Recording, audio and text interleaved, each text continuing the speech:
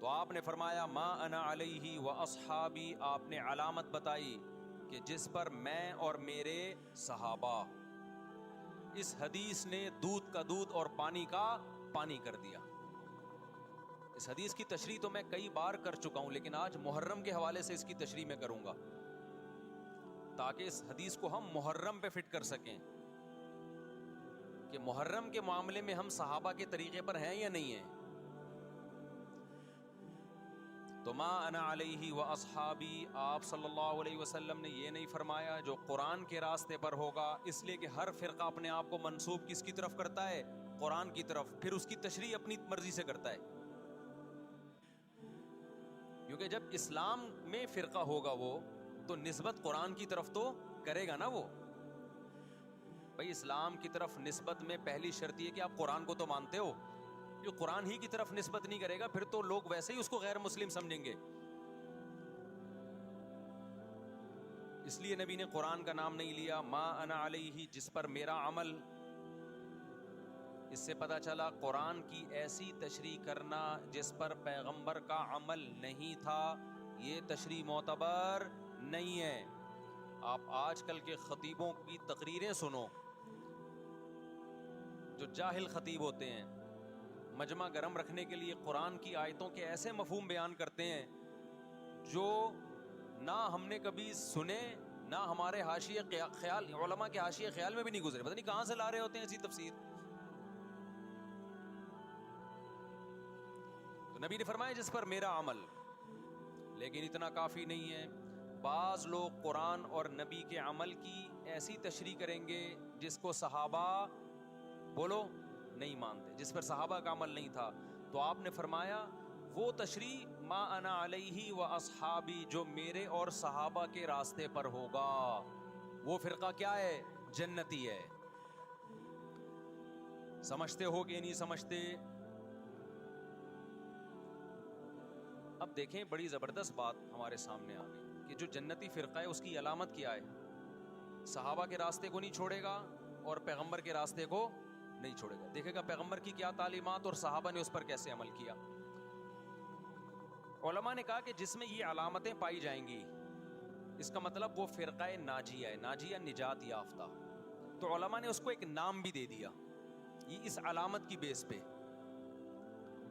یہ نام علماء نے دیا تاکہ نام سے پہچان ہو جائے کہ اس حدیث کے معیار پہ یہ فرقہ اترتا ہے یا نہیں اترتا. تو حدیث میں دو چیزوں کا ذکر تھا، ایک سنت اور ایک صحابہ. تو صحابہ کے لفظ کو جماعت سے تعبیر کیا، یعنی اجماع صحابہ. صحابہ کا جو اجماع ہے نا اس کے خلاف نہ ہو، صحابہ کے راستے سے نہ ہو، اس کو الجماع کہا گیا. اور نبی کے طریقے کو سنت کہا گیا. تو اس لیے اس فرقے کا نام جو نجات یافتہ تھا اسلاف نے نام رکھا اہل السنت والجماعہ. کھوپڑی شریف میں بات آ گئی، اہل سنت والجماعت جو حدیث کو بھی مانتے ہیں اور صحابہ کو بھی مانتے ہیں. لیکن ظلم یہ ہوا کہ بہت سے لوگ جو نہ سنت کو مانتے نہ صحابہ کو مانتے، انہوں نے اپنا نام اہل سنت والجماعت رکھ لیا. حالانکہ نام میں کچھ نہیں رکھا. اصل کیا ہونا چاہیے؟ کام وہ ہونا چاہیے جو سنت اور جماعت کے مطابق ہو.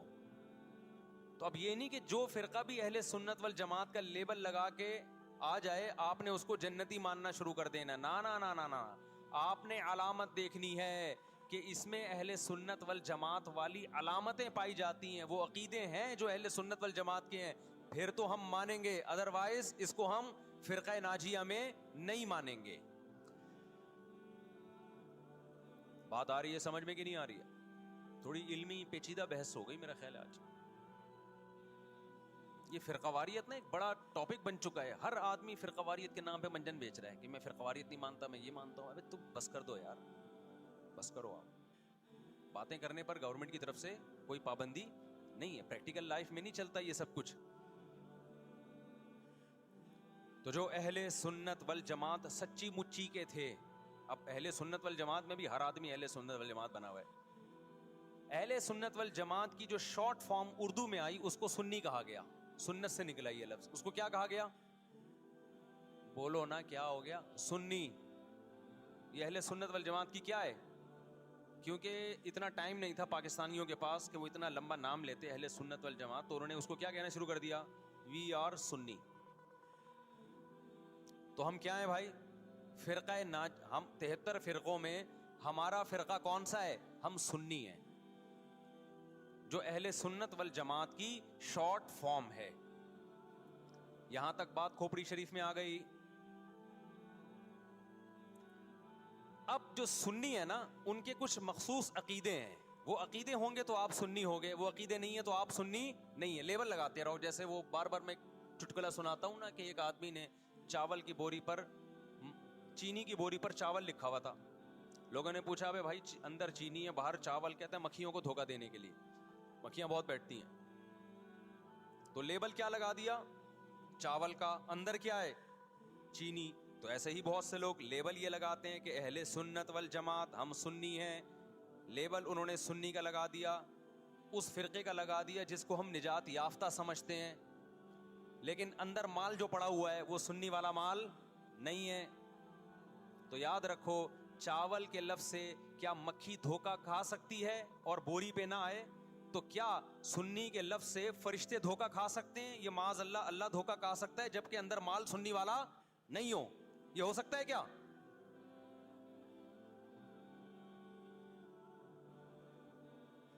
تو اس لیے میں کہتا ہوں آپ ایک چیز ہو جاؤ، یا سنی ہو جاؤ یا شیعہ ہو جاؤ یا کچھ اور ہو جاؤ. کبھی ادھر جا رہا ہے، کبھی ادھر جا رہا ہے، کبھی ادھر لڑک رہا ہے. محرم میں شیعہ بن رہا ہے، ربیع الاول میں بریلوی بن رہا ہے، رمضان میں انسان کا بچہ بنتا ہے. میں یہ نہیں کہہ رہا کہ بریلوی انسان کے بچے نہیں ہیں، یعنی رمضان میں ایسا لگے گا جیسے بہت نیک آدمی. تراویح میں پہلے 3 دن دیکھو نا آپ. ابھی تو میں یہ بات ہی نہیں کر رہا کون جنتی کون جہنمی، کون غلط کون صحیح. ابھی تو میں صرف یہ بتا رہا ہوں کہ اسلاف نے 73 فرقوں میں سے جو ایک جنتی ہوگا اس کو ایکسپلین کیسے کیا ہے. اگر بریلوی اس پہ پورے اترتے ہیں تو بھائی وہ جنتی ہیں. میں کسی کو جہنمی جنتی نہیں کہہ رہا، میں تو ایک کرائٹیریا بتا رہا ہوں. ہو سکتا ہے میں نہ اترتا ہوں، بریلوی بھائی پورے اترتے ہوں، شیعہ لوگ پورے اترتے ہوں. کسی ایک کو میں یقینی طور پہ نہ جنتی کہہ رہا ہوں نہ جہنمی. میں تو کہہ رہا ہوں کہ آپ فیصلہ کرو کہ آپ ادھر ہو یا ادھر ہو، درمیان میں نہ لٹکو. ایسا نہیں ہو سکتا ایک ٹانگ جہنم میں ایک ٹانگ جنت میں آپ کی. یا تو پورے ادھر جاؤ گے یا پورے ادھر جاؤ گے. کھوپڑی شریف میں بات آ رہی ہے کہ نہیں آ رہی ہے؟ تو نبی صلی اللہ علیہ وسلم نے فرمایا جنتی فرقے کی علامت ما انا علیہ و اصحابی، جس پر میں اور میرے صحابہ ہوں. اب نبی اور نبی کے صحابہ کس طریق پر تھے، کس ٹریک پر تھے؟ اس کو امام طحاوی رحمہ اللہ تعالی، جو حنفیہ میں بہت بڑے محدث گزرے ہیں، امام ابو حنیفہ کے شاگردوں کے شاگردوں کے شاگردوں میں تھے. انہوں نے اس دور میں ایک کتاب لکھی عقیدہ طحاویہ کے نام سے، اور اس میں اہل سنت والجماعت کے عقائد اور ان کی بنیادی عقیدوں کو ایکسپلین کیا. ایک متن لکھا جو پوری دنیا میں مانا گیا، اور پوری دنیا کے علماء کا اتفاق ہوا کہ اہل سنت والجماعت میں داخل ہونے کے لیے ان عقیدوں کا ہونا ضروری ہے. اہل حدیث نے بھی مانا اس کو. اب اہل حدیث کی یونیورسٹی میں پڑھایا جاتا ہے.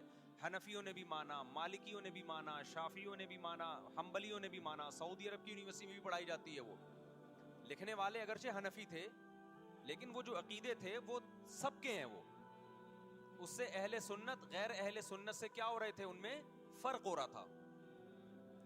سمجھتے ہو کہ نہیں سمجھتے؟ اس کتاب کا نام کیا ہے؟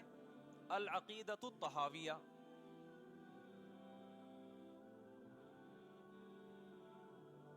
وہ کتاب جو لکھی گئی ہے نا، پوری دنیا نے اس لیے مانی کہ اس میں ہر عقیدے میں قرآن اور سنت اور اجماع صحابہ، ان 3 کو بنیاد بنایا گیا ہے. قرآن سے ہو، اور قرآن کی ایسی تشریح جو حدیث مانتی ہو، اور قرآن اور حدیث کی وہ تشریح جو صحابہ مانتے ہوں. لہذا اس وقت پوری دنیا میں جو اہل حق علماء تھے ان کا اتفاق ہو گیا، اور اب تک یہ اتفاق چلا آ رہا ہے کہ جو ان عقیدوں سے ہٹے گا وہ یا تو قرآن کے راستے پر نہیں ہے، یا نبی کے راستے پر نہیں ہے، یا صحابہ کے راستے پر نہیں ہے. اٹ مینس کہ وہ اہل سنت والجماعت سے خارج ہے. خارج کہہ کے ہم اس کو کافر نہیں کہہ رہے، کافر کہنا نہ کہنا یہ ایک الگ بحث ہے. کچھ کافر ہیں کچھ کافر نہیں ہے, لیکن وہ نجات یافتہ فرقوں میں نہیں ہے. بہرحال وہ اس فرقے میں نہیں ہے جس کی نبی صلی اللہ علیہ وسلم نے جنت میں جانے کی گارنٹی لی ہے. سمجھتے ہو کہ نہیں سمجھتے ہو؟ ابو نقیدوں میں کیا ہے بھائی؟ وہ یہ کہ اہل سنت والجماعت جب بھی کوئی مسئلہ نکالیں گے اس کی بنیاد 4 چیزیں ہوں گی: قرآن، حدیث، اجماع امت. یعنی ایسی تشریح کبھی نہیں کی جائے گی قرآن و سنت کی جو امت کے اجماع کے خلاف ہو, کیونکہ امت حدیث میں بہت دفعہ یہ ہے کہ امت گمراہی پہ جمع نہیں ہو سکتی. آپ ایسی تشریح کسی حدیث کی کر رہے ہیں جو کوئی بھی نہیں مانتا اب تک, اس کا مطلب آپ گمراہی پھیلا رہے ہیں. اور چوتھی چیز ہے قیاس. بعض مسائل قرآن و حدیث میں واضح نہیں ہیں لیکن قرآن اور حدیث میں ان کی طرف اشارے ہیں, تو مجتہد کیا کرتا ہے کہ وہ قرآن و حدیث کے ان معنی اور مضمون میں غوطے لگا کے وہ مسائل کا استنباط کرتے ہیں, زمانے کے حساب سے نئے نئے مسائل اخذ کرتے ہیں. سمجھتے ہو کہ نہیں سمجھتے؟ تو 4 اصول اہل سنت والجماعت کے: قرآن سے مسئلہ نکالا جائے گا, حدیث سے نکالا جائے گا, اجماع امت سے, اور چوتھے نمبر پہ قیاس سے. اب میں آتا ہوں اصل ٹاپک کی طرف. یہ تو پوری تمہید تھی نا.